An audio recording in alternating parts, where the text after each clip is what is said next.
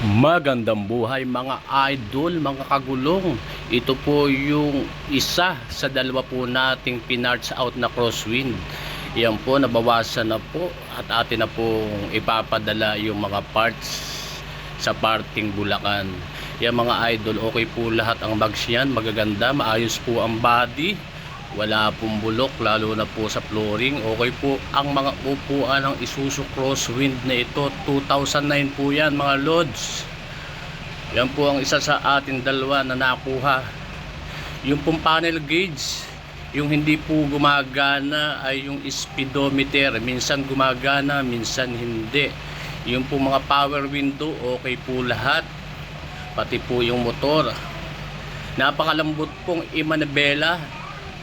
Ang lambot ng power steering niya at ang laki rin ng birada. Yan mga idol, at dadalhin po natin sa ating parkingan para kung sakaling may gusto ng makina, pwede na po nating ipababa. Ganon din po ang transmission mga idol. Yung po combination switch, okay po lahat.